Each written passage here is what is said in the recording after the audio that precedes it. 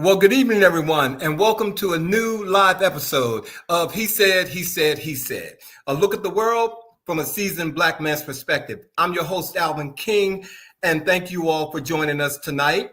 I hope everybody's doing well, and I want to get this out in the air right now. Happy Mother's Day weekend to all the mothers out there, ladies and gentlemen. I don't know. My mom passed a while back, but today I woke up with her on my heart. So for each of you who have moms, or if you know, please show some love to her this weekend because this is her weekend. I hope everybody's having a great week. I know I wake up in the morning and I ask myself all the time, what's going on today? And yesterday was no exception. Dr.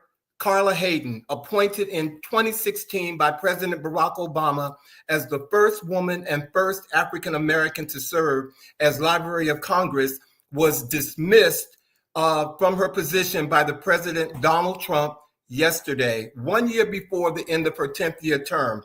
Her termination delivered via a brief email from the White House's Presidential Personnel Office followed criticism from conservative groups accusing her of promoting radical literature and opposing Trump. The dismissal has drawn strong condemnation from Democratic leaders who praised Hayden's contribution to modernizing the Library of Congress and expanding access to underrepresented communities, and labeled the move as politically motivated and damaging to national values. I want to thank you, Dr. Hayden, for all the work that you have done these past 9 years at the Library of Congress. I just want to thank you again from the bottom of my heart. Well, ladies and gentlemen, I hear music in the air, and about our show tonight, it is in honor of Black Gay Pride Weekend, and tonight we will pay tribute and honor the legacy of the legendary Clubhouse and the 50th anniversary of the iconic Children's Hour. For those of you who are not familiar, from 1975 to its grand finale in 1990, the Children's Hour brought 15 years of unforgettable celebrations to Black LGBTQIA+ life in Washington, D.C., including the musical fabric of My Life. We're thrilled to welcome Clubhouse founder John Eddy, along with DJs JJ, Chosen, and Mandrill, all here to share memories of that incredible era. Plus, and we see you tonight, Jordan, aka DJ Tantra, producer of the tribute to DJ Sam the Man Burns, happening Saturday, May the 24th as part of the Capitol House Music Festival. And of course, we will share all the details about the 50th anniversary celebration of Children's Hour on Sunday, May the 25th at Club Bravo Bravo. It will be a weekend of house music beyond our wildest dreams, ladies and gentlemen. And just like that, the smoke cleared, no pun intended, we have a new Pope, American Cardinal Robert F. Prevost, who's 69 years old, from Chicago, is now Pope Leo XIV and is the first American Pope in history. And boy, does he have a big job. He has to oversee 1.4 billion Catholic members under his watch. Welcome to the fold, Pope Leo XIV. We're glad that you're here. Also, May is Mental Health Awareness Month, and it was founded in order to designate the month to raise awareness about mental health and wellness, reduce stigma, and encourage support for those affected. The goal is to educate the public about mental health conditions, to promote research and treatment, and celebrate recovery. I'm a huge fan of mental wellness. I'm telling everybody, please, check on yourself if you can. I did give my producer a website, www.mahnational.org. And this is an organization that you can go to check out different programs that are available to you in mental health. And they even have a platform where if you click on it, you can kind of test yourself to see if you possibly have any mental health illnesses. I haven't done it, so I'm just letting you know that that's something that you can do. How you doing, Kendall? Welcome to the show tonight, my brother. I appreciate you being here. And last but not least, I want to say congratulations to all the graduates of 2025 this year. There's a lot of graduations going on, and they could not have done it without the teachers, the educators. This week is Teacher Appreciation Week, and I wanted to say, congratulations to all the teachers. And I specifically wanted to close this before we go into the chat, because my favorite guy is an educator, ladies and gentlemen. So if you all are ready, let's get on with the chat.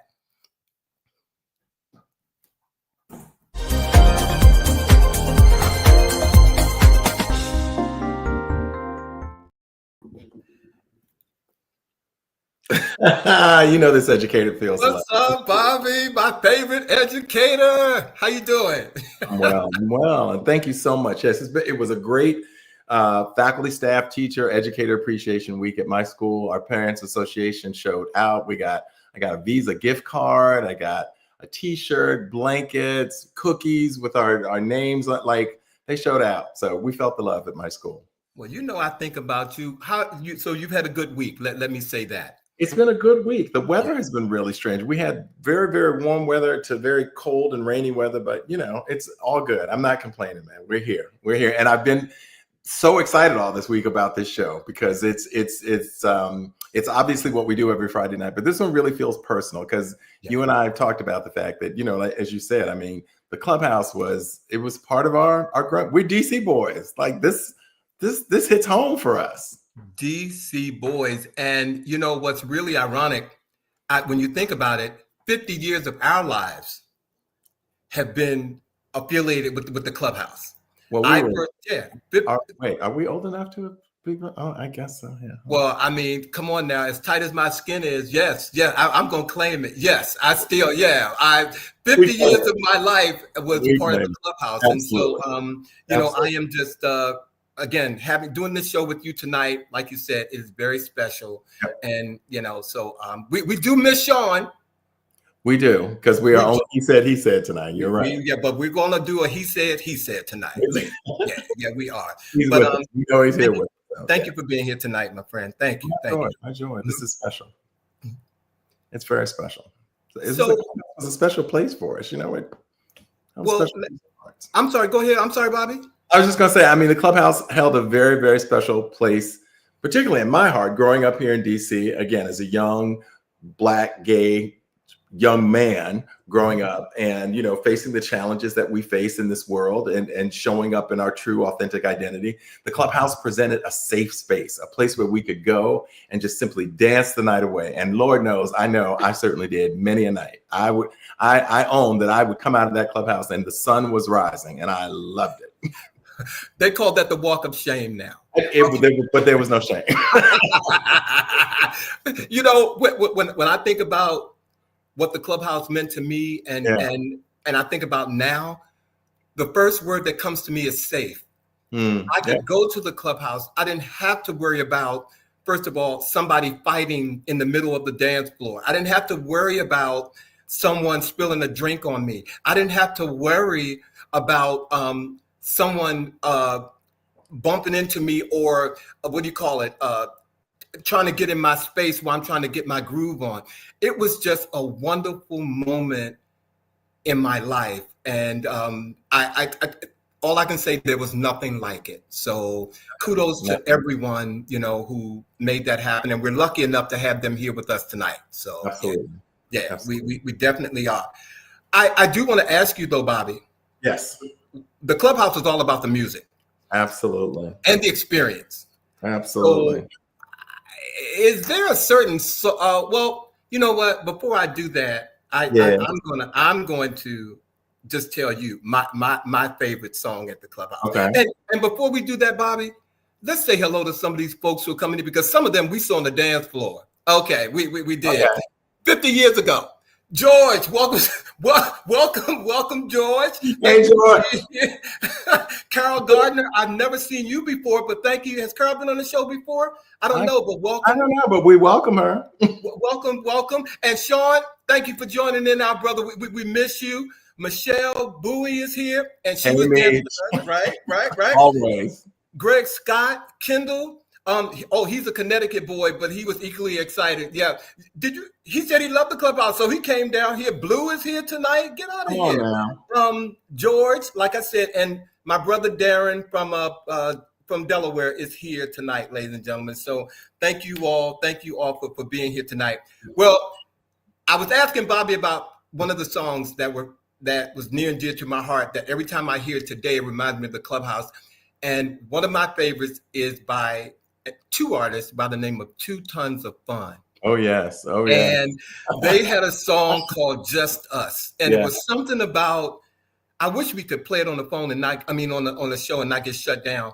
But there was something about that song, Just Us, that just, whenever I would hear it, it took me through a series of emotions. I could be on the dance floor hugging. I could be on the dance floor grooving. I could be on the dance floor having a conversation, but the music was still in the air. Yeah. And that's one of my favorite jams from that era. Mm-hmm.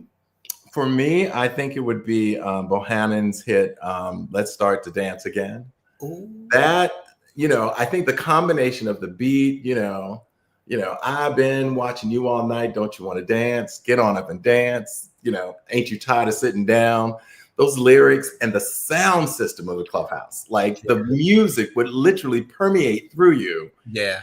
And it just was, it just brings back such fond memories when, as you were saying, now sometimes when you go out, you got to go through all these metal detectors and you're worried about this and that and all that. And somebody pulling out a gun and shooting. So all we did was dance. We went in there and danced literally all night long.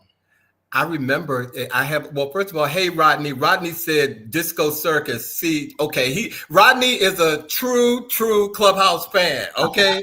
So yeah, I remember dancing to Bohannon and splitting my pants one night. Oh, wow. And did I leave the club? Anyone raise your hand if that surprises anybody who's no. Because they might have been form-fitted. All I can say, I split my pants and I don't remember going home. Okay. All right. Wait, you split your pants and what? I don't remember going home. I was going to say, because we know you didn't go home just because you split them. And that's a new talk show, and we're going to move on. But I thank you for that, Bobby. Well, also this week. Nothing but love for the Clubhouse. Yeah. Before we get to the talk of the week, Bobby, was of course the Met Gala. Absolutely. And we're here tonight, ladies and gentlemen. We're here to talk about the looks, because the Met Gala hit on this past Monday, and the fashion gods were either smiling or side-eyeing some of the fashions that we saw that night. But tonight here on He Said, Bobby and I are serving our takes hot and fresh as we break it down into 3 delicious categories. The first category is who understood the assignment. Mm-hmm. Our second category is our favorite dandy couple. And the last category is who missed the memo and needed a do-over. Okay? But before we get started, because some of you have been asking, what does dandy mean, damn it? So I'm going to tell you, according to the Met Gala, what it meant. This is the 79th Met Gala event. It has raised more money than any Met Gala in history. And the term dandy is, according to the Met Gala, is redefined within the context of Black dandyism, a style and ethos that has evolved over 300 years, rooted in defiance, elegance, and self-definition. Did you all see some of that on that runway? Absolutely. The Met Gala's superfine tailoring Black style theme explores Black individuals that have embraced and transformed dandyism, using it as a form of resistance, self-expression, and reclaiming their identity. Yes. Mm-hmm. That's what the Met said. Mm-hmm. Yes, that's what the Met said. So, Well, I also think, the attention to detail, the bespoke tailoring, the fine fit All of that goes into it. And we were talking about the way that Black dandyism also represents an opportunity for us to be able to express ourselves and artistically through our fashion and our style, and almost represent ourselves. How do we want to show up? And in the dandyism spirit, it is about fine tailoring, form fitted, and just a sense of elegance through expression.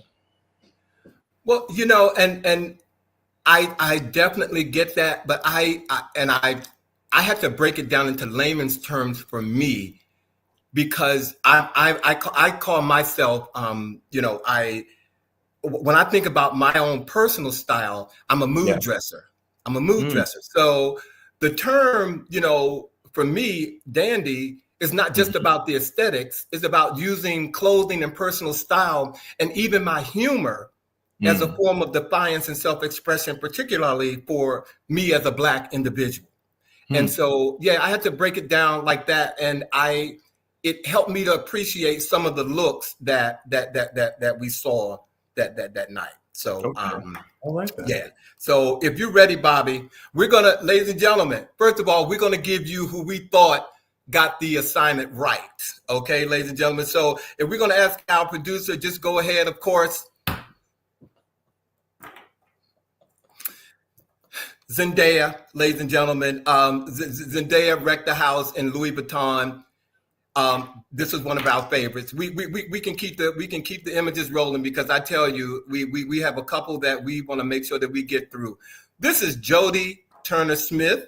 Burberry, leather. Bingo. She hit the nail right on the head. And then we have Jeremy O. Smith, who I thought Bobby and I both picked him, right? Yeah. Came to slay, not playing dandyism. And he had on Balmain.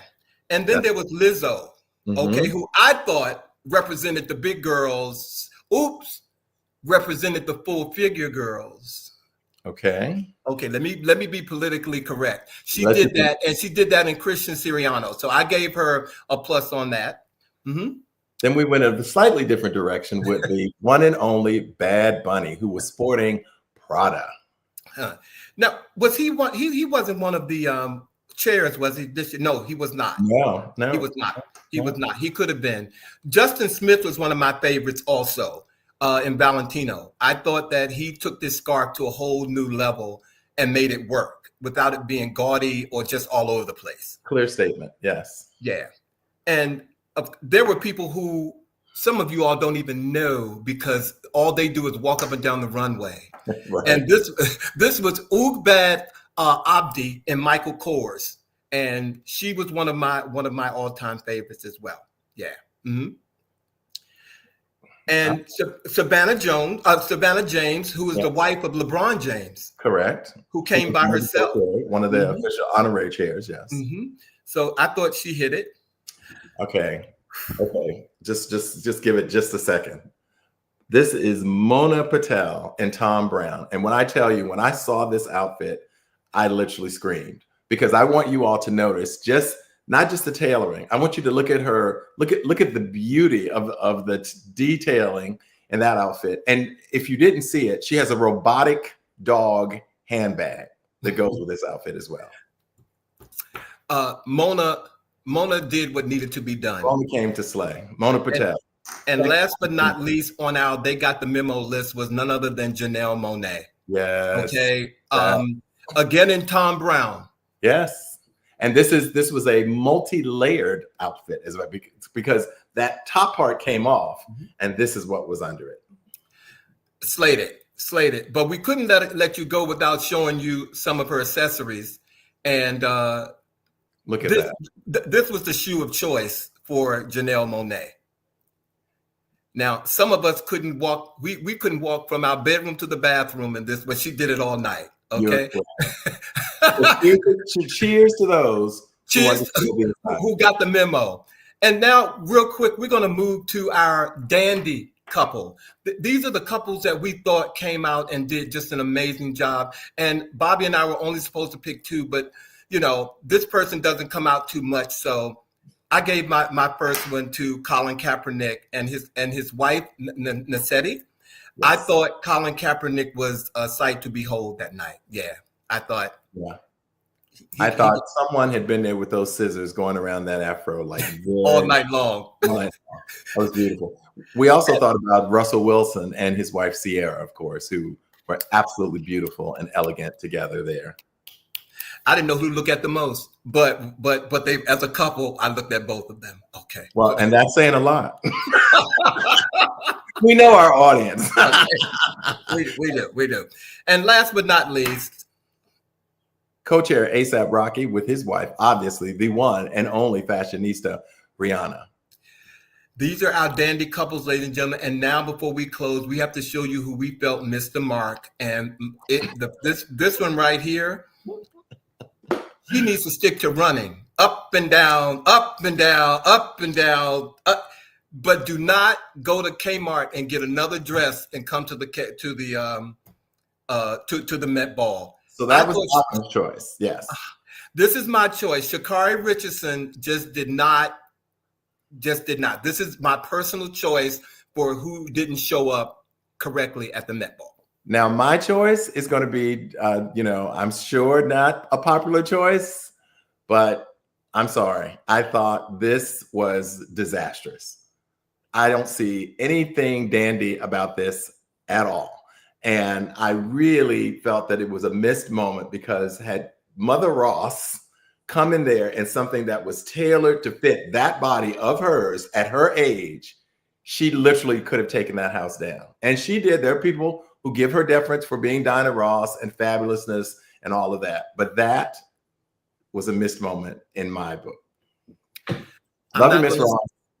I'm not going to spend time, ladies and gentlemen. He will be here next week. I'm not canceling him from the show.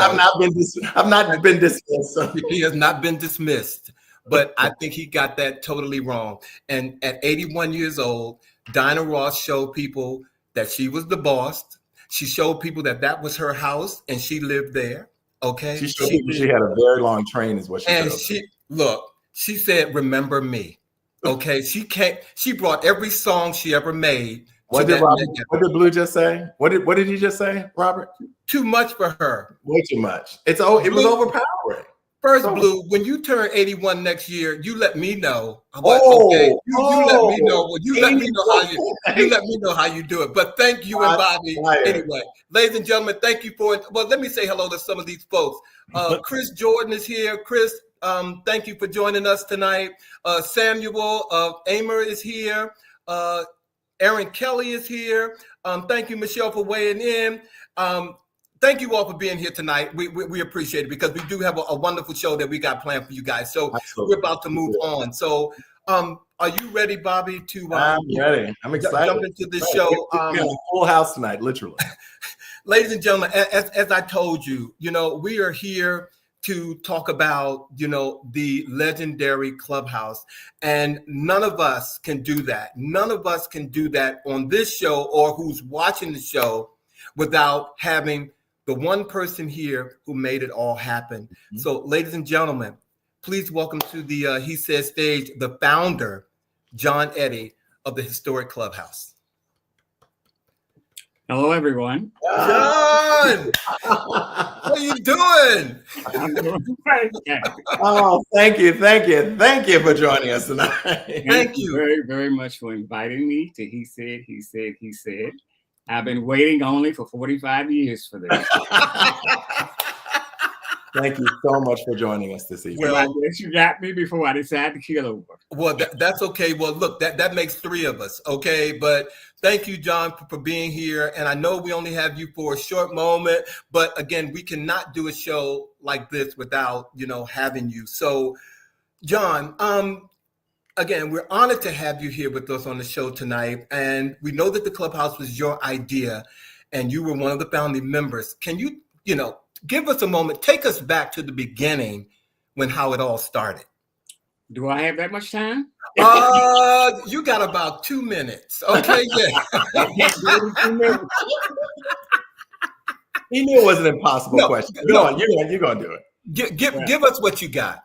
Let me kind of regress a little bit and give an overview. back in, let's say, 1969, 1970, there was really no place in Washington, D.C. for Black LGBTQ people to go. No place, especially the younger crowd. So me and a few friends, we developed a club called the Metropolitan Capitalites. We met at 4011 on 14th Street Northwest, and would you believe it or not, in a minister's house. Oh, Well, yes. I just served some dirt, didn't I? His name was Reverend Burton. And so we negotiated with Reverend Burton to use his big basement to have parties every other week. At that time, they used to call them rent parties, but we wasn't having rent parties. We just was collecting money, to pay for buying music. At that time, believe it or not, our music was on cassettes and 8-track tapes. And I made the cassettes and 8-track tapes during the week, brought them to the party, and we partied all night long to 2 or 3 in the morning. After a while, 4011 got a little bit too small for us, and we had to kind of limit the number of people that could come, although we was only charging $1 to get in. So at that time, I had a motorcycle, a nice little Yamaha 400, and I talked to the other members of the Metropolitan Capitalites. So I think it was 5, maybe 6 of us. I said, look, I think we need to branch out into something different. I said, because this is not really working. It's too many people that want to come. So we got to do something different. So they agreed to let me go out and look for a place.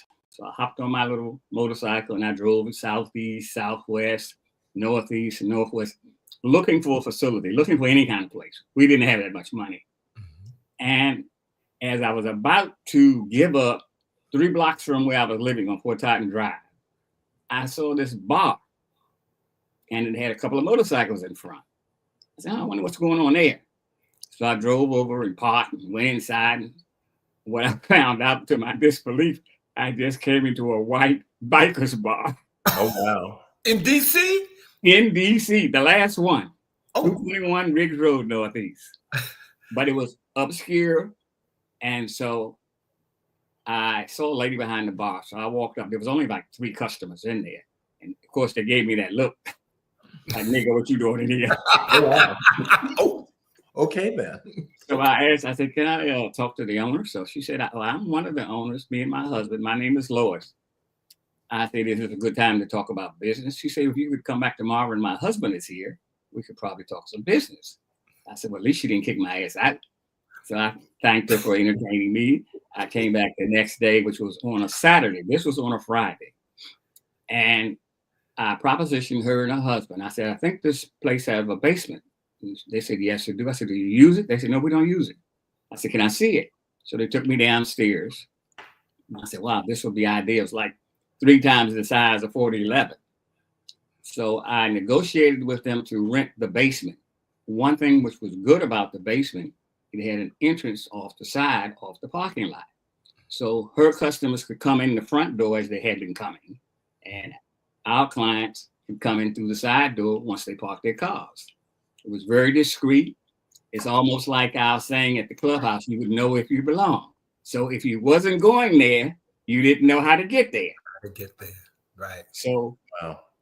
we kind of did a little light remodeling, boofed it up the best we can.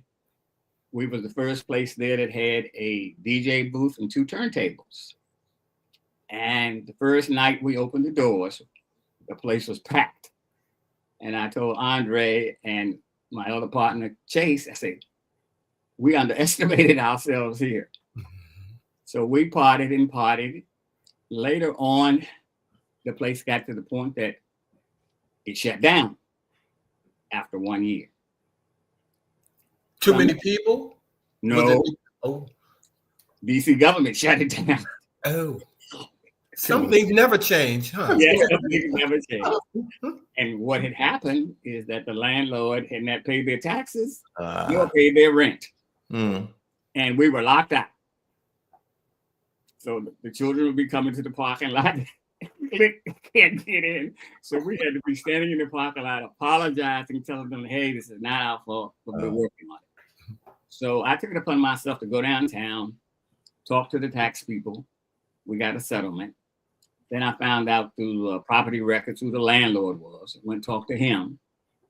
and he agreed to rent it to me because he didn't want to go through the hassle of trying to re-rent the place, remodel, whatever. So then it became Zodiac Den, which now we have a bar upstairs and a dance floor downstairs. So the Zodiac Den had two unique features. At that time, it was only men. And it just so happened that I went to Puerto Rico and went to a couple of clubs. I said, hey, there's something different here. And I noticed that the girls and the guys were partying together. I said, hey, why can't we do this in DC? What a concept. Okay. Yeah, so I came back. I talked to Andre. I talked to Chase. They said, oh, no, they're going to fight. They're going to place up. You can't bring them in here. I said, look, they don't have a place to go because I think it was phase one, whatever, phase two, but they were racist also. Yeah. And so the Black women didn't really have a place to go. So we encountered Magoo. You all know who Magoo is? Our viewers don't, but I do. I know who Magoo is. Mm-hmm. Okay, can you share with us a little bit about Magoo? No. Keep going. No, they don't know. You know, we know. We know that Magoo was a staple in this story. Let's keep it there. Keep going. Okay. Yeah. So I encountered Magoo. So I talked to Magoo. I invited her up to the club. I said, Magoo, I know the women don't have a place to go, and I want to have an experiment, but I need you to keep them in place, on track, and don't tear up the club. She agreed to do that. So I said, well, you go out and bring as many women as you can. So we decided to set the front of the club up for the women initially, and the back of the club for the guys. But they ended up intermixing with no problem. We had no issues. We partied sometime. The rain would fall down from the ceilings. It was so hot in there. In fact, one of my most memorable moments, we were about to close because it had snowed, maybe 9 or 10 inches of snow. Ooh. And I told Andre, hell, ain't nobody coming out here tonight. And just as I was about to close the door, I looked out on the parking lot and cars was coming in left and right. I said, wow. So we ended up staying open an extra hour now. Well, let me ask you this, John. When you were doing this, though, when could you have ever imagined that the Clubhouse was going to become the legendary place that it ended up being? Did it cross you all's mind at all? No, it didn't. And I'll get to that point a little later. I didn't really imagine it till we opened the doors. Anyway, so moving right along to about like 1970, 74, we had kind of outgrown the third world. Andre and I had went up to New York and we went to the Loft. And I said, wow, this is a great place here. Told Andre, I said, we need something like this in DC. And he agreed. I said, well, let me come back and pitch it to everybody else. So we came back. And I said, look, we need to change our direction. Third World was a profit-making venture. We need a new corporation, which would be a non-profit-making venture because we need to get open as quickly as possible because we have limited funds. They said, well, you find a place like you found the other two places. By now, I had a new motorcycle, a Yamaha 500. She was fast and pretty. And so again, I went all through DC looking for a place, and I happened to go down Upshur Street, and I saw a warehouse. I said, that looks like a warehouse. So I stopped, took down the address, went down to the DC records and found out who the owner was.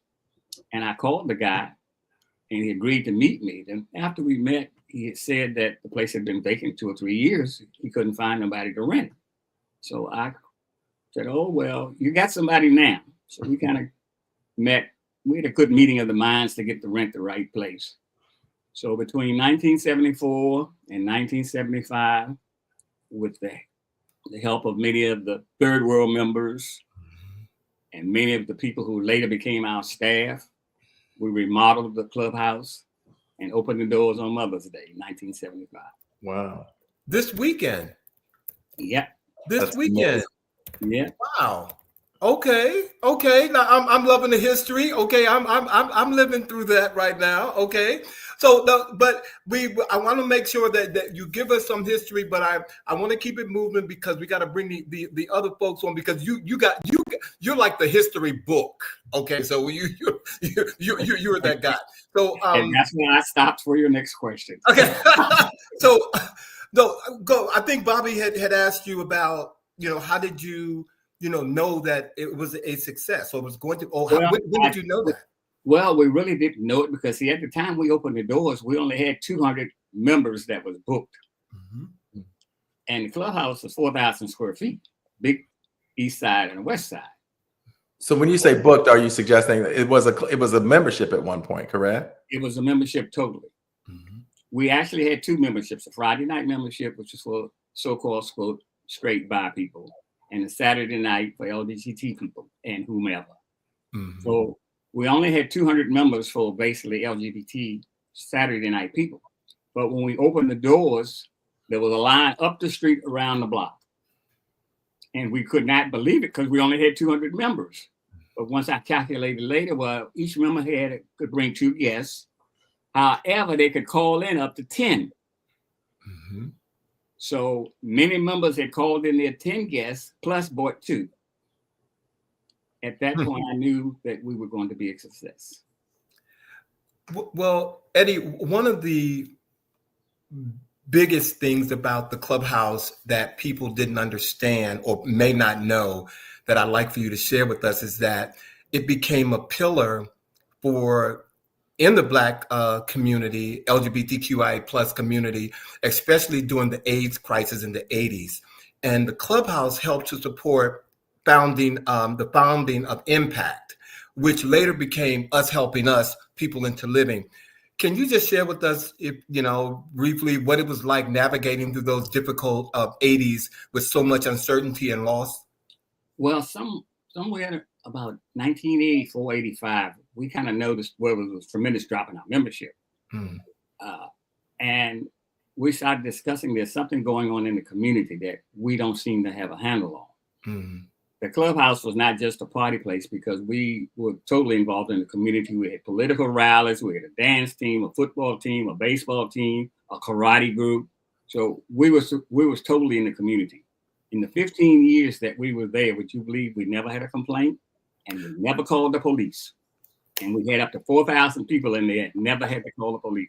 And what I can't understand, because when I used to come in on the late shift, when we turned on Big Bertha, the extra speakers that you all were talking about earlier, right. I could hear them 4 blocks up the street. Correct. We were in a residential neighborhood. Correct. Hundreds of people. Nobody called the police. Correct. They were enjoying the music. Correct. So when Andre and Rainey and a couple of the clubhouse members came to me and said, can we open up for a clinic for AIDS information? Anything we can do to help the community. I said, of course, let's do it right away. So we had doctors to come in. We had counselors to come in, and we started getting involved in what was happening to our community. Wow. It was critical. It was critical. Now, now when businesses are run, they have the use of such modern technology and being able to keep things running and so forth. How big was the staff, and how did you all keep that business running back then? Because we didn't have all this technology that we have today. Well, I guess you can say I was a visionary more or less, because we had a computer at the door the first day we opened up. It had a cassette drive. That's how old it was. I love it. Later on, it graduated to floppy disk and later on to a hard drive. Yeah. So every member that came in, before they could pay to get in, we checked them in. We had a tremendous mailing list, which we sent out mailings almost twice a month to the members, keeping them advised of what was happening. When we had special events, we'd send out special mailings such as this that had program of everything that was happening at the clubhouse for that special event. And I think I want you to sign that for me. I think if you have an extra copy, I need to have that. But continue on. I'm sorry. We had a great staff. We had a fantastic staff. Most of the members who did not pass away was with us from beginning to end. That's a blessing. The staff was so great that one year we had a good year that I took them all to Puerto Rico. Wow. 3 days. Wow. So I think with us just staying in communication with people and giving people a place to come, have the party they can't have at home, to dance, to shout, to be themselves.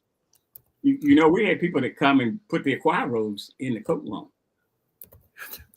And You when know what? Sunday morning, they put the hot robes on and put the coats on and went to church. You know what? You're getting ready to expose some people, okay? I And wasn't now, planning on leaving and the sun's coming up. That's all I'm saying. and now some of them are pastors and bishops, and so that's all. He didn't say That's a all. name. He didn't say a name. I'm not gonna mess with that. But look, John, look, I have one more question for you before we let you go, because we are here tonight to talk about what you started, and we're on the 50th anniversary. We're celebrating the 50th anniversary of Children's Hour. And again, nobody like myself or Bobby know what like Children's Hour was like. So being that was the crown jewel, for many, it was like the highlight of Memorial Day weekend. Share with us the magic that, of that moment and the legacy that DJ Tito, the Clubhouse, he was like your epic house DJ. Tell us what that moment was like in creating that concept. Well, guess what? You're not going to get that out of me. I'm going to defer that question to DJ JJ and Mandrill. Okay. I'm going to basically say that was one magical time of the year that the management of the Clubhouse turned the Clubhouse over to its staff, which allowed them to have a theme party and invite as many guests as they wanted that didn't have to be members to the special theme party, to the special event. Wow.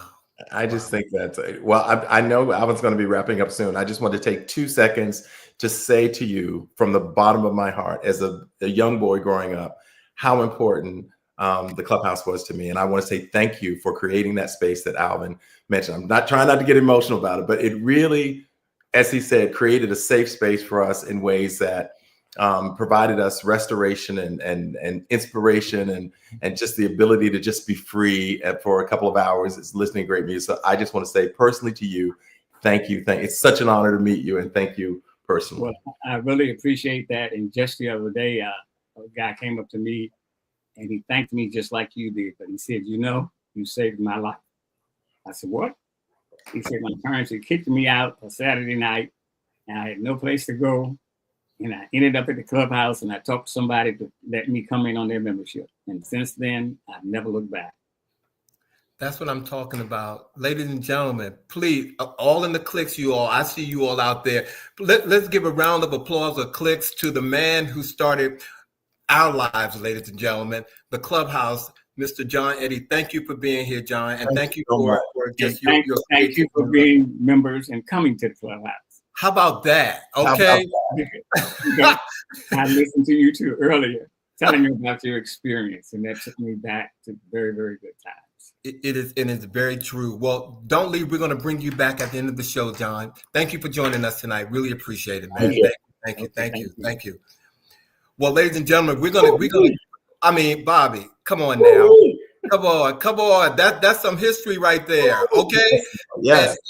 And I'm telling you all about this show tonight. It will go down the weekend of May the 24th. So make sure you get your tickets. But right now, we're going to introduce you to the folks who are making that weekend happen. And first, I'm going to start out with introducing one of the key persons in that whole arena of producers, and DJ JJ, ladies and gentlemen. He's a native Washingtonian and has been DJing for over 40 years.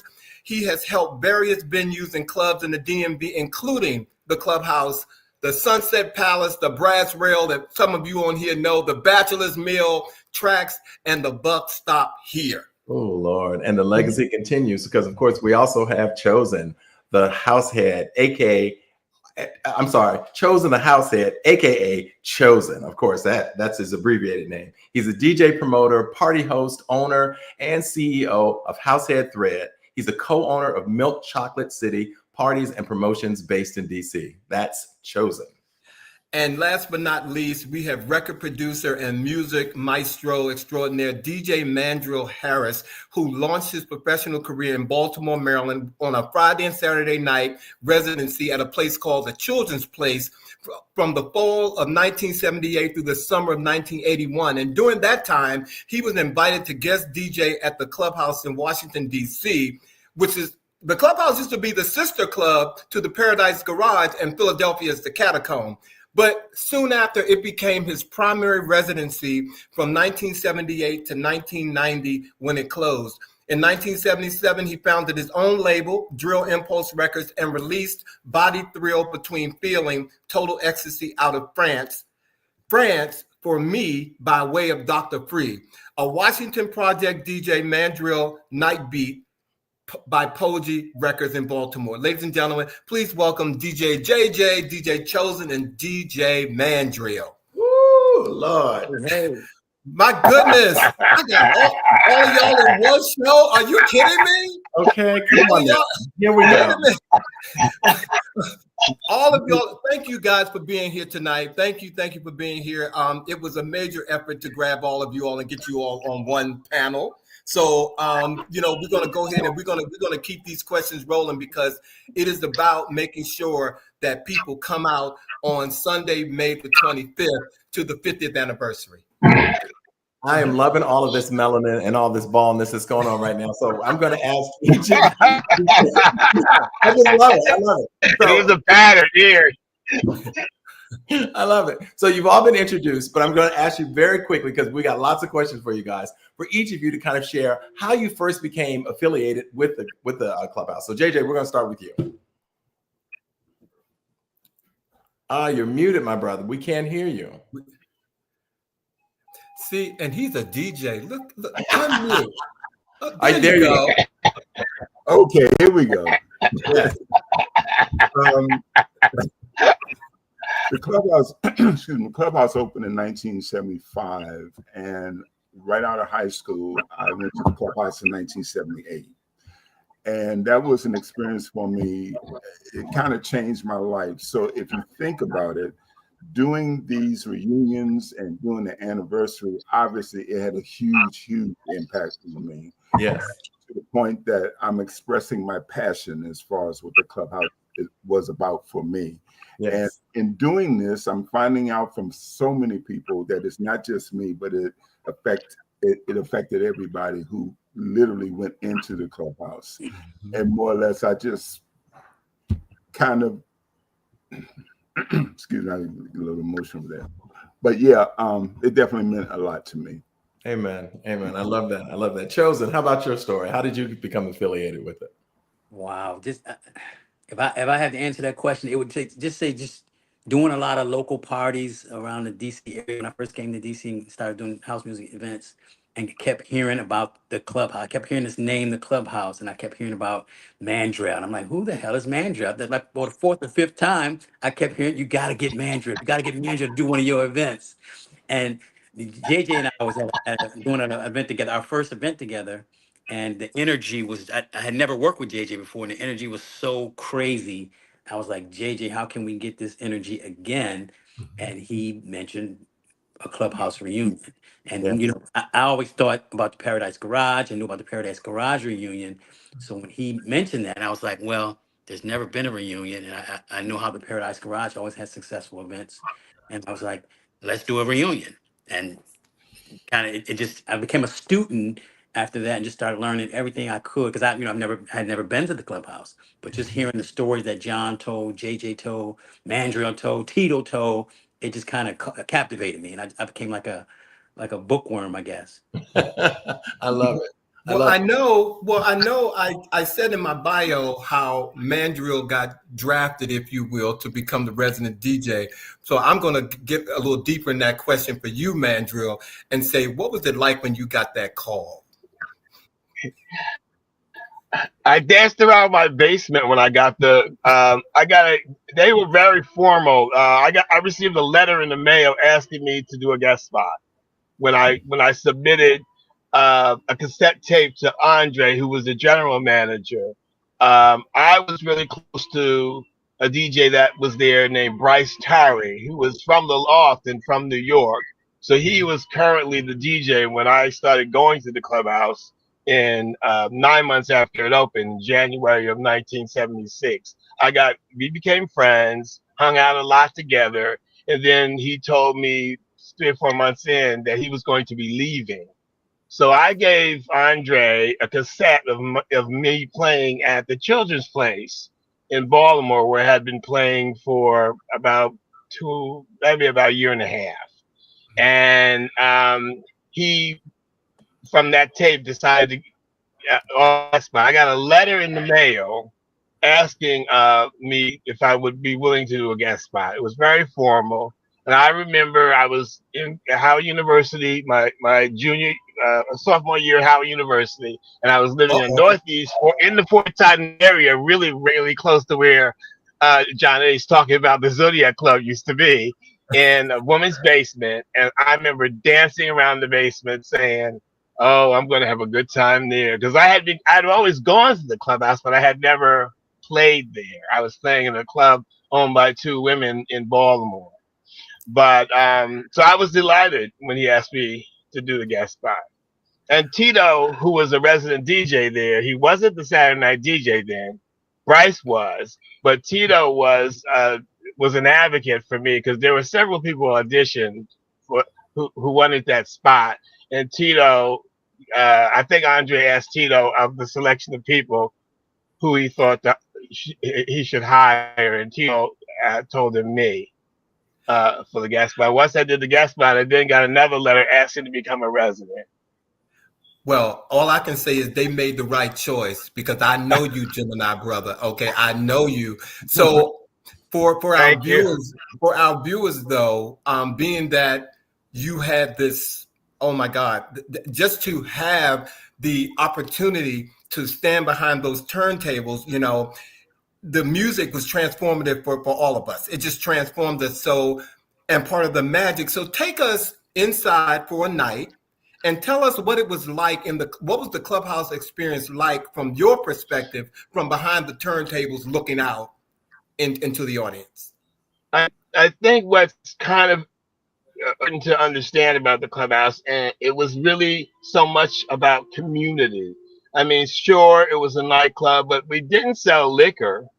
And so people came in there and just danced and brought great energy in. And they were really all about experiencing what a night would be like. You got to remember, in 1975, disco was a real kind of a new thing. And it was kind of the thing everybody did, at least for the first 5 to 6 years.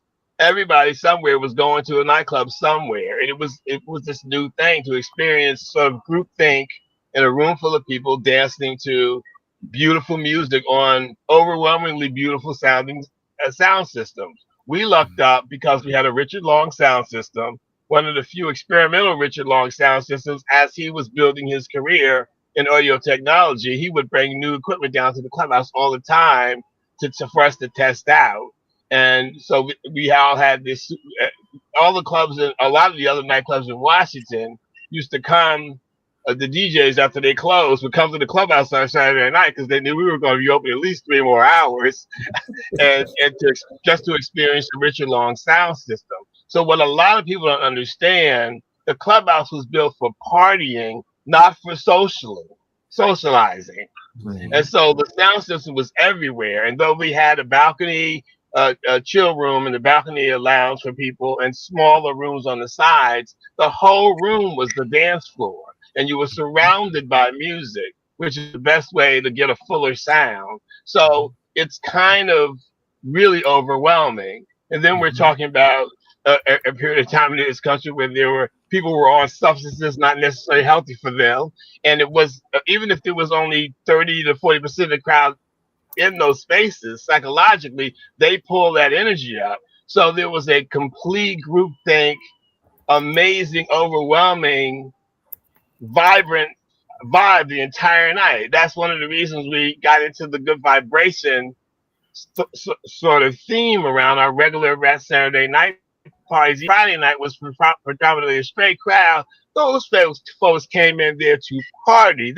I mean, they might have got some numbers at the end of the night, but they came in there to throw down. And a Saturday night party, people would come in and be ready. I mean, as they were coming in, people would start throwing their clothes and sitting their clothes on the chairs that lined the walls and just start dancing. There was always a jovialness, a lightheartedness, camaraderie going on in that space where you weren't frowned on simply because you had this particular outfit on or that particular outfit on, even though the kids would dress up and carry on like anything. But I remember one time on one of our, I think it was an event, maybe an anniversary or either Halloween, somebody came in there in roller skates and danced around in roller skates the whole night. And that was something that people were delighted to see and witness. It wasn't like, who the hell you think you are? It was more like, oh, is this a great energy? So people in a lot of the clubs, they don't understand the positivity that went on with the group think. And people coming into that space new and seeing all these really attractive men and women just smiling ear to ear and arms in the air and smile and dancing their hearts out, and they're like, oh, this can be for me too. It was such a shock to so many people would tell me when their first time in there, it was so shocking to see this many gay or lesbian people enjoying themselves, finding freedom, finding emotional support, and having this experience of just letting all the cares, fall off their shoulders for these 5 to 6 to 7 or 8 hours that we're here partying. So it became so much more to so many people. But I loved it because the evening, it was, we opened at 12:30. I was the East Side DJ mostly, and the East Side didn't open up until 1:30, 2 o'clock. But we'd open at 12:30, and as they would come in, by the time the East Side opened, it generally opened when it was already getting full on the bigger side. It wasn't that much smaller. I think the big side held 800 or 900, and the small side presumably held 500.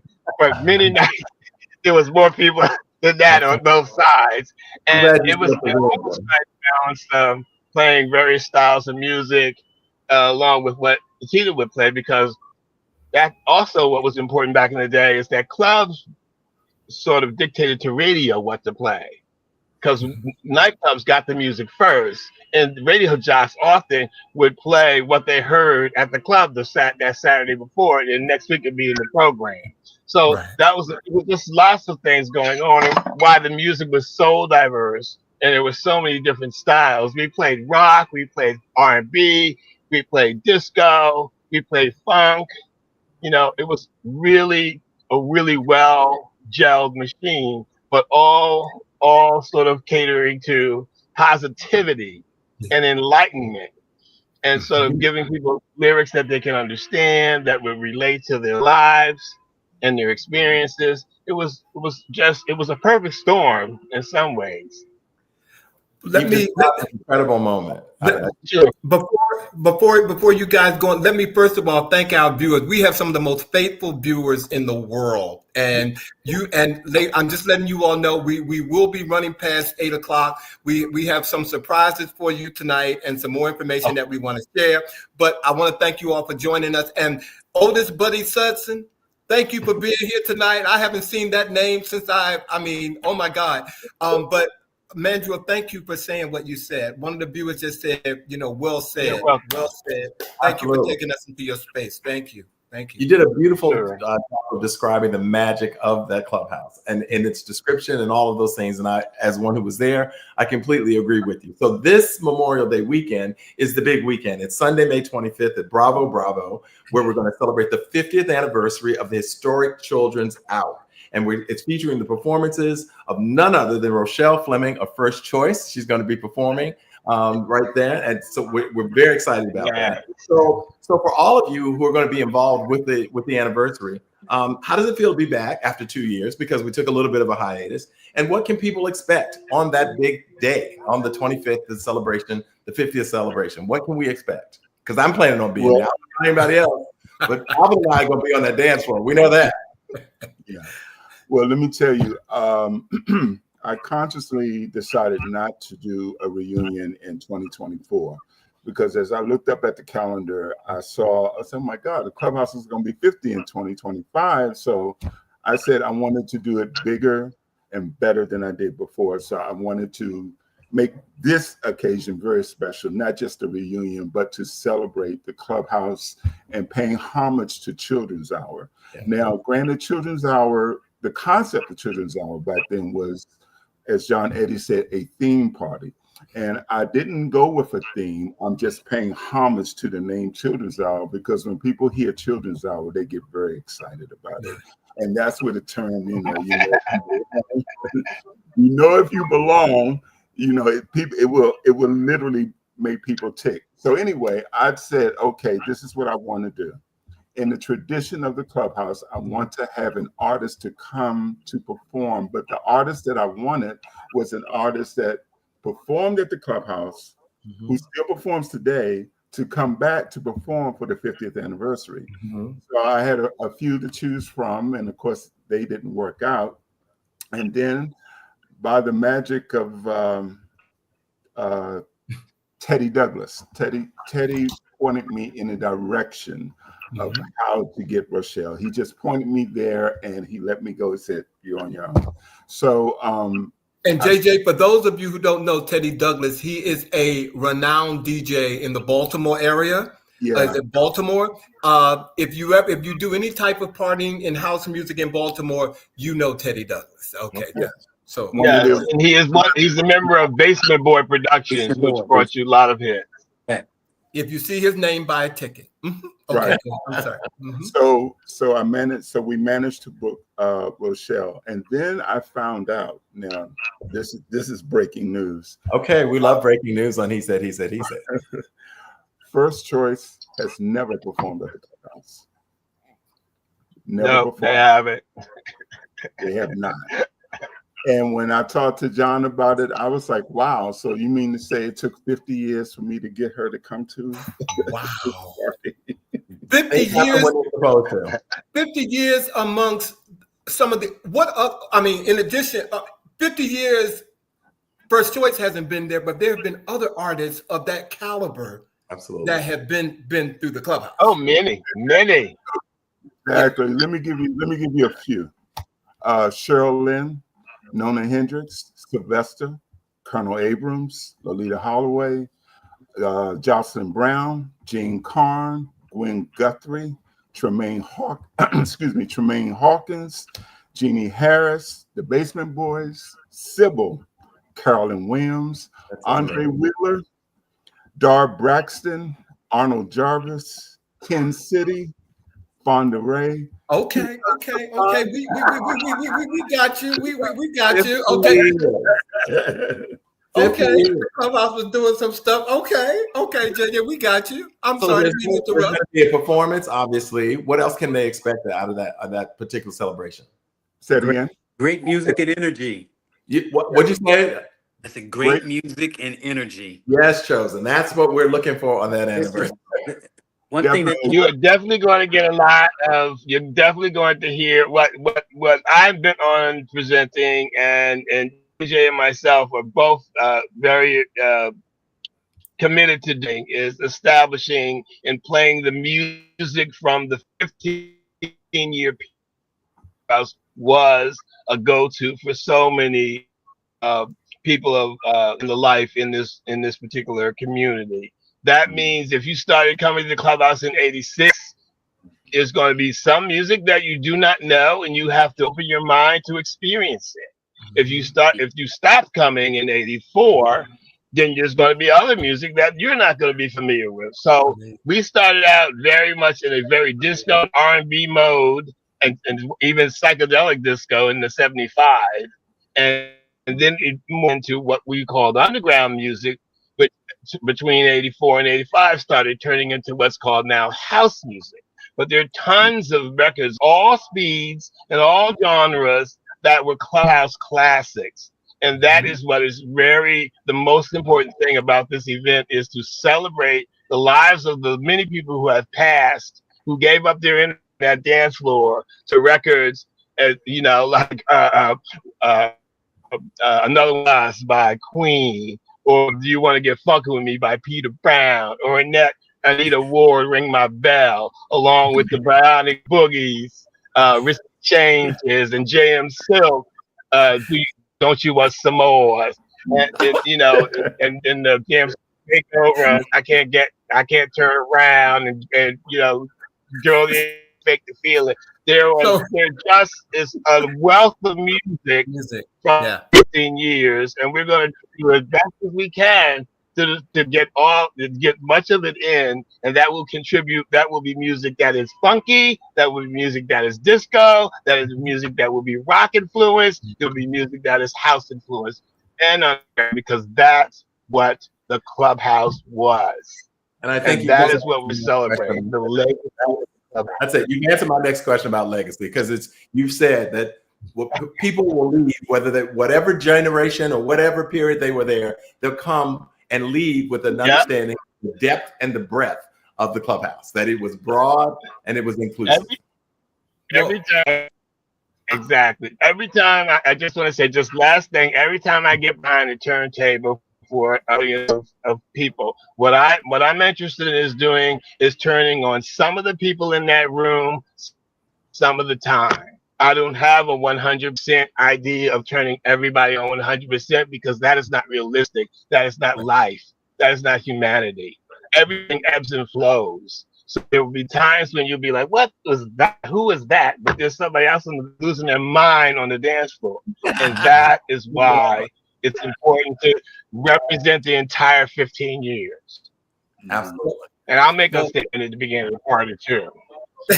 Well, first of all, Mandrill, JJ, Chosen. Yes, sir. Thank you all for joining us on the panel tonight. Ladies and gentlemen, you can go to Eventbrite to get your ticket. And of course, he said we'll be promoting and putting the information out there for the next 2 weeks or so. We will be there. I know Bobby and I will be there, and several people on this stream will be there as well. But I want to thank you all for doing what you're doing, and you can click the link. You can click the link and go right to where you can buy tickets. They are available. But we are looking forward to seeing you guys. Don't go away. We're going to bring you back. But ladies and gentlemen, DJ Mandrill, DJ JJ, DJ Chosen, thank you guys for being here tonight. Thank you. Oh, Lord. Thank you. Oh, Lord. I just, ooh. Well, see, and Bobby, the thing is, again, this is a weekend where there's so much going on. And I just thought for this episode, because the next era and genre of house music is happening right around us. And on the 24th of May, the day before the Clubhouse event, a free event will also be happening in DC. And in our segment, We See You, we're going to bring DJ Jordan, aka DJ Tantra. I love it. The same weekend. Look, I mean, it's incredible. So if you don't mind, I want to go ahead and give him an introduction, bring him in here right now. He is the founder of the Capitol House Music Festival in America's capital. Tantra is a New York-born pioneer artist, DJ, producer, and entertainment manager. DJ Tantra made musical arrangements for his late friend Teddy Pendergrass.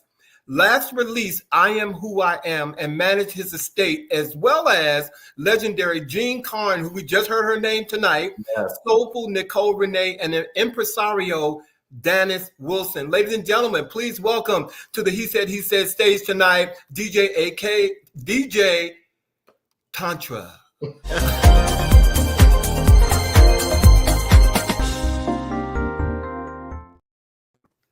Man. Hey. I got to live up to that. Wow. Just to follow those legends and the legendary music of DC and the Clubhouse is just incredible. Thank you so much, Alvin and Bobby, for having me. You can just call me Tantra. You can call me Jordan. It's plain and simple. Just call him. He said, just call. I just want to say, first of all, thank you for being here. This is my first time meeting you. And I've been dancing for 65 years. And so this is the first time meeting you. So the pleasure is mine. because you know what you're doing, right? What you're doing is keeping house music alive as well. And so thank you for being here tonight. Really do appreciate it. Yeah, thank you for being If I here. may, I have a little Clubhouse story, which is kind of a Oh, Clubhouse story. Oh, Is give it that to us. I'm a little younger, not that much, but I'm getting close to 60. But I had a fake ID from the time I was 14, and we meandered down to DC quite often, and those were the times when we imbibed on many things. But I'm pretty sure I told JJ this. I'm pretty sure I was at the Clubhouse around about 82, 84, but I was severely under the influence. okay. All right then. Okay. Like this water that we're drinking tonight. But Okay, that was all then. right. It was a different time. Of Oh, course. so it wasn't okay. We got you, and you're still here. And I'm Okay. still here. I do not So do those Tantra, things anymore. Tantra, you are indeed the founder of the Capitol House Music Festival. And, you know, as one who loves house music, you know, I'm just curious to what led you to start it? Well, first of all, you know, it took a lot to do this, and I've worked closely with Chris Randolph and Milk Chocolate City. He's been a producing partner of ours, as in JJ also has been a consultant and dear friend of the Capitol House Music Festival.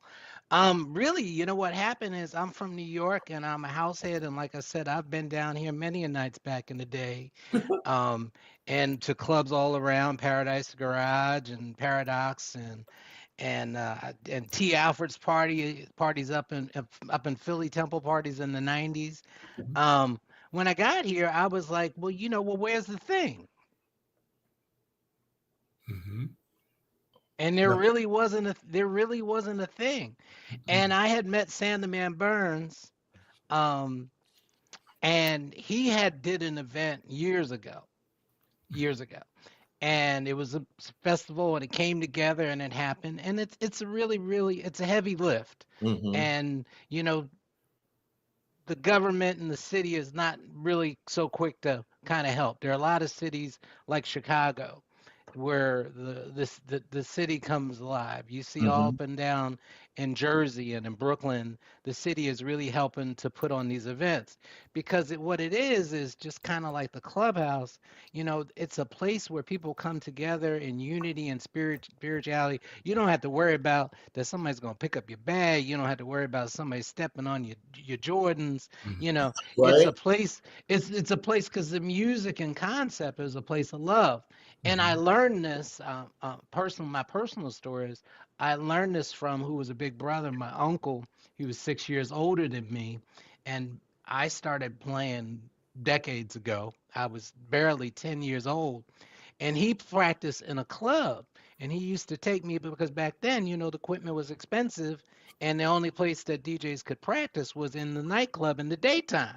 And Mm. I would be in the booth with him, and I didn't notice that it was all guys in this club in Queens up on Hillside Avenue until I was older that I realized that it was a gay club. Mhm. Um, but I loved him, and I've been passionate about HIV and STD issues because my uncle succumbed to complications from HIV, and Mhm. he didn't have to die.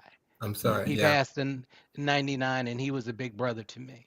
Mhm. So I've always had an elder gay statesman in my life that I looked up to, and he's molded me about this music on this. And you know, if you're from New York, this wasn't. It was, you said disco. This was Four on the Floor. They played this on WBLS, and we danced every Friday, Saturday night. We were Mhm. rocking. So it was really that. I was like, "Where's the thing?" And Sam the Man Burns did an event, and then he couldn't do it again. Just you know, it's the dynamics and the expenses. Yes. Fortunately, I run an entertainment company, Crisis Entertainment, and I do a lot of corporate and social events. I do events for galas and embassies and stuff like that. So we have a lot of the infrastructure that you need to do this. And Mm. basically, pretty much everything you see on that stage is owned by my company. Wow. We bring in some things and we use our own labor. It's a labor of love. You know, we don't make any money. It's a free event. So Sam was with us for the first couple events. So that was really the inspiration that it was a void. Well, You know, You filled it. you've already mentioned his name, and so for the viewers who are watching this show tonight, if you know anything about house in DC, you know Sam the Man Burns. And so, as I mentioned, one of the key highlights of the Cap House Festival, which is happening on May the 24th, and we've already put up the website for you to go register for tickets. I've already done that. Again, you are paying tribute to DJ Sam the Man Burns. Can you share, like, is there your personal connection and why you've chosen to honor this wonderful DJ the way you are for this event? So I mean, loosely, he was a founding part of this, and Sam was our headliner for the first three events that we did. Chosen can correct me. I think it's 2017, 2018, 19, and 20, and then going into 20. And Sam, as most people know, Sam passed right before COVID, literally right before COVID, March 7th. March 7th. And we went into COVID, and actually Chosen and I played that last night at ESL where Sam had his Sunday service, his residency. Soul Solutions, I believe that's what it was called. And we went into COVID and we went into lockdown, and we couldn't do anything. All the gatherings, which substantially hurt my business. And what happened was, when we had that little blip coming out in 2021, the Mayor's Office of Public Affairs called us, I remember, because it was 19 days before Sam's birthday in May. And they called us and they said, you had this festival that you did with Sam. What are you going to do for Sam's birthday? And I'm like, well, what can we do? And they came full behind us, the health department and everything. They expressed all the permits, because typically to do a permit for this, it's crazy. It's a lot, especially, and we did this in Malcolm X Park, Meridian Hill Park, is a national park. A national part of the National Park Service. It takes a lot. It's a lot to do it, and there's a lot of checks, and typically they like it 6 months out. But with the might of the city and the mayor, we were able to put this together in 19 days. And it was the biggest celebration that in our world, at least, that I've seen. The MPS estimates that it was upwards of 5,600 people in the park. I was there. Yes. And I can say this, and I think a part of it was, that we had been trapped and we hadn't been out, and and we felt free again. But I can say that it's probably one of the two most touching points of me being in an event and playing. While I was playing, I looked down and I saw no less than a dozen people dancing and crying. Yeah, it gave him freedom. It gave him freedom and joy. Yeah, house music will do that. Yeah. So what happened from that is we made the decision. Chosen, Chris Randolph and I, we made the decision that we were gonna, every event, the official summer opener would be the salute to Sam the Man Burns. And then we would close the summer with the Capitol House Music Festival. They're both the same, but that is the tribute. So now we're on number 5, and we were approached by Capitol Pride last year. And last year we had Crystal Waters and Teddy Douglas, that banging DJ from Baltimore you were talking about. We were there, but they approached us to be a part of World Pride. So not only are we official World Pride event, which I'm also even more proud to be an official DC Black Pride event. The key thing with the Salute to Sam the Man Burns is that all the talent are people that knew and loved and had personal connections and relationships with Sam the Man Burns. Also with that, we've raised some money. We helped his son Mason with a scholarship when he went off to school, we also got him a laptop and we help him with books. And then Chris and I also there. We could never do anything to take place of what Sam was, but we're always there and we're always checking on him and we're always talking to him. Talking to Mason, and he's just grown up to be a stellar young man.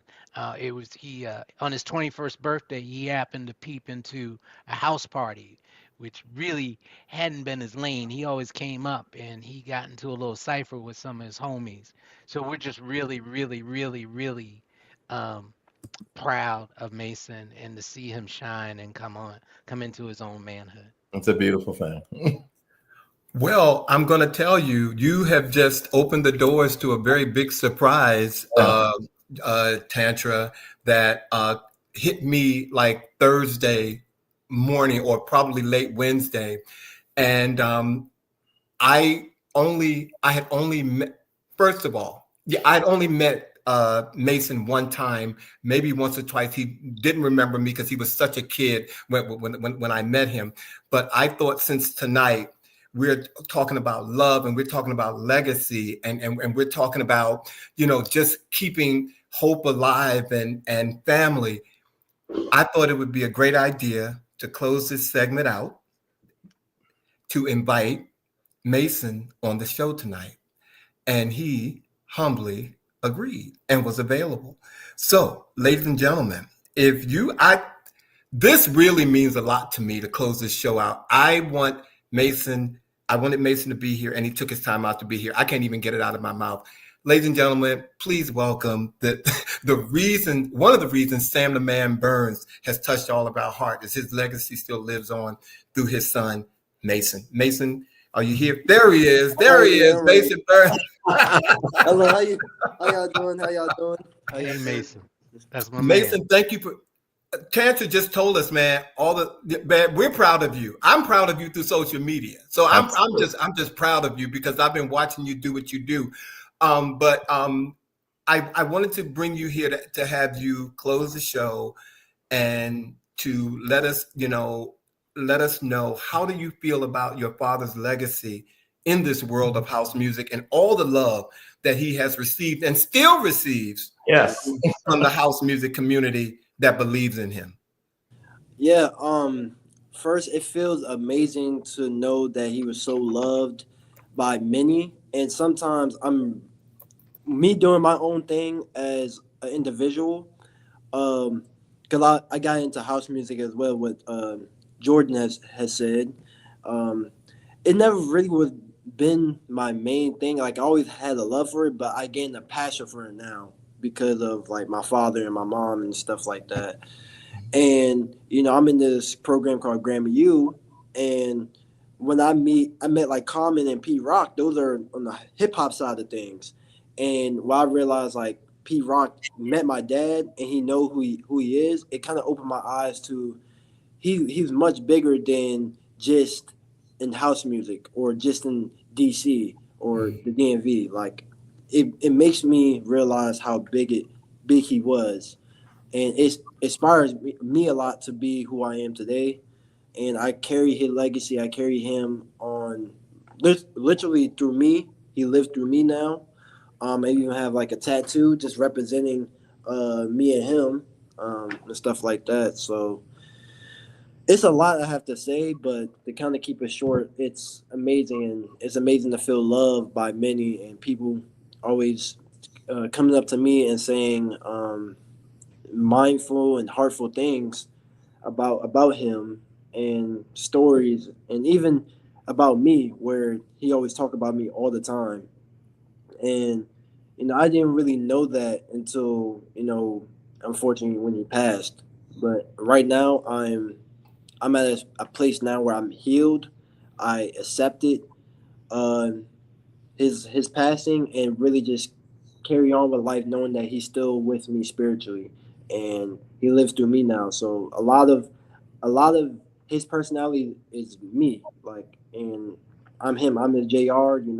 He was like my brother and my best friend, not just my father. So I'm him. So That's beautiful. That's beautiful. And thank you for joining us. And Thank Bobby, you. I'd like to add that Mason's gonna be on stage every year. We give the Sam the Man Burns Award, and Mason is gonna present it this year, and his mother will be there, Rita Burns. And the great thing about Sam, which we all know, is that when he did Underground Soul Solutions, everybody was welcome. And that's also part of the diversity of the festival that we do. And his name is Everybody's Welcome. Our lineup is extremely diverse. It's usually pretty much at least 50%. I like to call it the alphabet because there's too many letters. LBD, LD. 50% of the alphabet. I just say, and I say this with a lot of sensitivity, Labitiqua.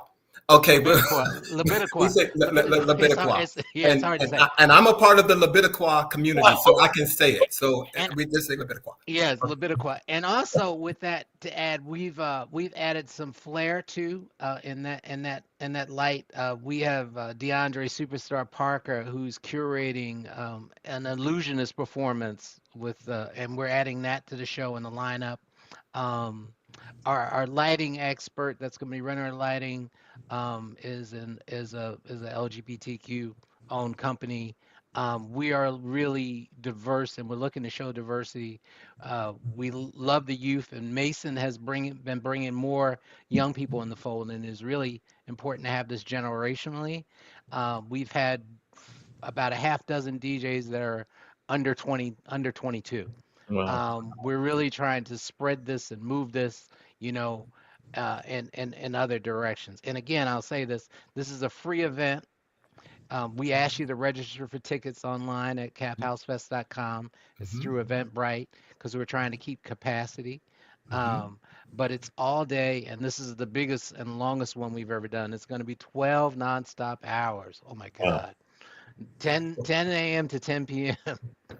Well, I have already registered, and first of all, Tantra, thank you so much, man. Nice to meet you. Mason Burns, now you're close to my heart, okay? Because I want to thank your mother, Rita Burns, who I love me some Rita Burns. She knows that. And thank you for coming here on such short notice and sharing with us about your dad. We love him, and now just hearing that you're carrying his legacy, it means a lot to us. So can we bring everybody back to the I don't know if they're still back there. Can we bring them back to the panel again? Oh Lord. Look at this. Look at this. They're still here. They're still here. So, but before we close the show, Bobby and I, we always have our words of the week before we do that, and we thank everybody. But I'm going to change it up a bit, and I'm just going to go ahead and thank everybody. Well, my producer said, say the words of the week. God created Black people, and Black people created style. And that was by George C. Wolfe. Those are our words of the week this week, ladies and gentlemen. I want to thank everybody. I'm going to say from the Clubhouse community, John Eddy, Mandrill, JJ, Chosen. Thank you all for being here tonight to share that. You know how I'm a huge supporter, and I will do whatever I can. JJ knows that. I'm a man of my word, so I'm on the ground running. So I thank you all for being here and sharing with Bobby and I. Tantra, I'll see you on the 24th. Nice to meet you, my brother. Mason, now I'm part of the family. You're part of the family. Okay, I'm watching you. We see you. And so I just want to thank all of you all for joining us tonight. We ran over, but it was a good run over. So until next week, ladies and gentlemen, you all have a great weekend. Happy Mother's Day. And we will see you on the next episode of He Said. He said. Y'all can say it. He said. All right. Thank you all. Have a great night. Take it easy, everybody. See y'all on the dance floor. On the dance floor. Positive vibes out to you.